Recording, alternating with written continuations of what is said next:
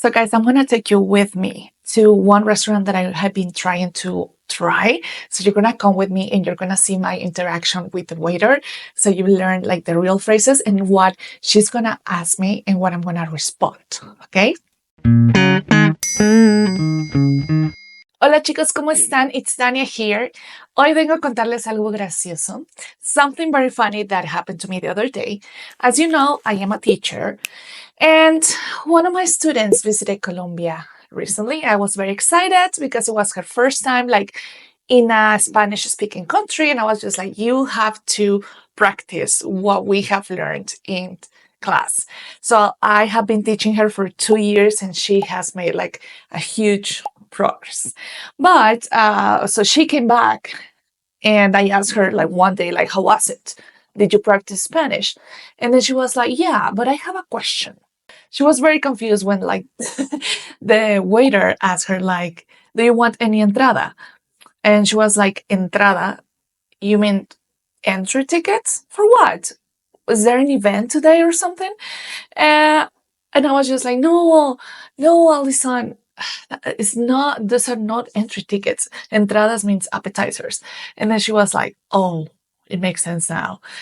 And that made me realize something. Like, you know, like when you're studying Spanish, like you can see menus, but like real menus in real life look different. So menus can be so confusing for those kind of things, like tricky things. So this video is about that. That's what we are here today. Today's video, we will be talking about what you can find on a menu. And I'm going to give you some vocabulary that probably you will never find at a textbook. So keep watching. And yes, guys, before all of you have a deja vu, we do have another video about this topic that my friend Lourdes did. So if you want to check it out, this video can complement that video and that video can complement this one. Okay, guys, so we can look at this menu. So here we have like the breakfast. In Mexico, it's very common that you have like packages, you see? So you can have like paquete uno, paquete dos, paquete tres, y paquete cuatro. It's like very nice because they include everything that you need and I really like them. But it's not breakfast right now, so we're gonna go with the especialidades de la casa. It's what they do best, you see? So we have like a bunch of options here. As you can see, these are very Mexican dishes for sure. We have like molletes, chilaquiles, enfrijoladas, omelette, huevos rancheros o a la mexicana con jamón. And then on this side, we have like comidas y cenas. So this place closes at 10:30 p.m. So they're open like since very morning and then until right now. So it's just like 10:30 p.m. So as you can see here, you can have like comidas y cenas. It's like lunch and dinner. And normally you're going to say like these phrases that you have orden con cuatro. So that means that you're going to have 4 of each one. So in this case, it's like tacos dorados. That means you're going to have 4 of them. And then you can have like the salads. And then if you want something else, we have a lot of options here. You can have like baguette, chapata, bagel sandwich, you know, and here they usually put like it comes with. And finally, you have like the packages for lunch and dinner. So you can pick one of this one and then they're going to give you like all of these things. And here we don't have like postres. That's the word that you can usually find. But we have repostería de la casa. This like repostería, like pastry. And well, that's all the options we have. They look nice. I like them. Bien, entonces yo te voy a cargar unos tacos dorados de papa, por favor. ¿Qué llevan los tacos dorados de papa? Llevan queso, crema, lechuga y jitomate. Ok, sin jitomate, por favor. ¿De papa, verdad? Sí. Y de tomar una naranjada. Ok. ¿Mineral o natural? Mineral, por favor. ¿Sería todo? Sí. Ya. Gracias. ¿Será? Okay, guys, so I just ordered their like tacos dorados de papa So it's like pretty much like a tortilla, and they put like mashed potatoes inside, and then they put like lettuce and cheese and sour cream on top of it, and some salsa de la casa for sure. So well, I ordered that one. He was very concise, and he was like very short questions like ¿qué vas a querer? ¿Qué vas a ordenar? You can hear like those phrases most of the time. And yeah, so for example, then I asked like ¿qué lleva? Right? And then he mentions like what you want. And then I said like something like sí. Okay. So for example, I've heard like a lot of my friends, they usually say no jitomate. So that's not okay to say. I think it's better to say sin jitomate. So that means no tomato. You see? Something else about Mexico is that they're going to ask you questions like if you order a lemonade or a naranjada, that is pretty much the same, but with orange juice. They are going to ask you like mineral or natural. So in most of the countries, for example, here in Mexico, we call it agua mineral for the sparkling water, you know, and other countries in South America, they will call it agua con gas o agua sin gas. Entonces, bueno, ya nos trajeron esto. Se ve muy rico, vamos a probarlo. Muy mexicano, salsa verde y salsa roja. Green sauce and red sauce.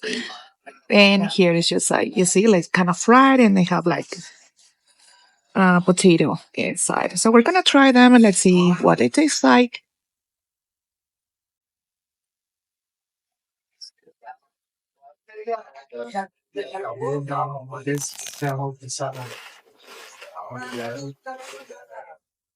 Chicos, la verdad está muy bueno.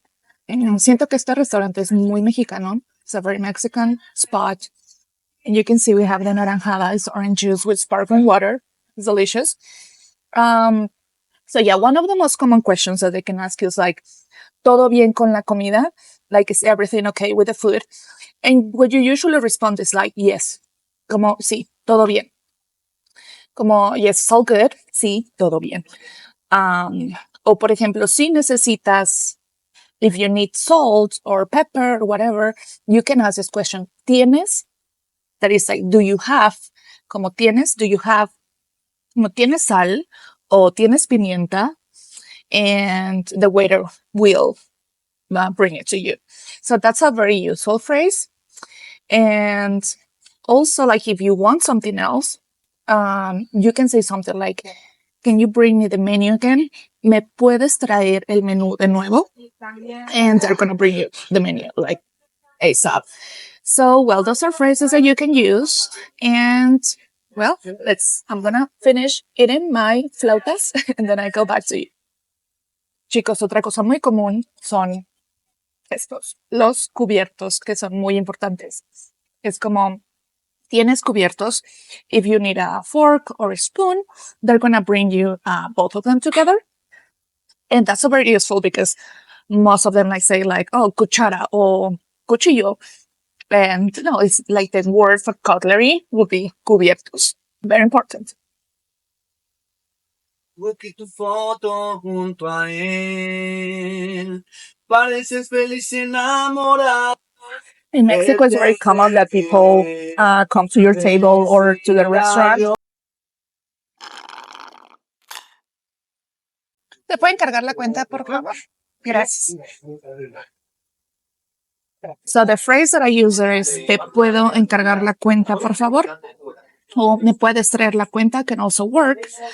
So yeah, those two are the most common ones, or the ones that I use. It's like, can you bring me the check, please? Something else that is very important is that I'm gonna ask you like, ¿vas a pagar en efectivo o en tarjeta? So it's card or cash.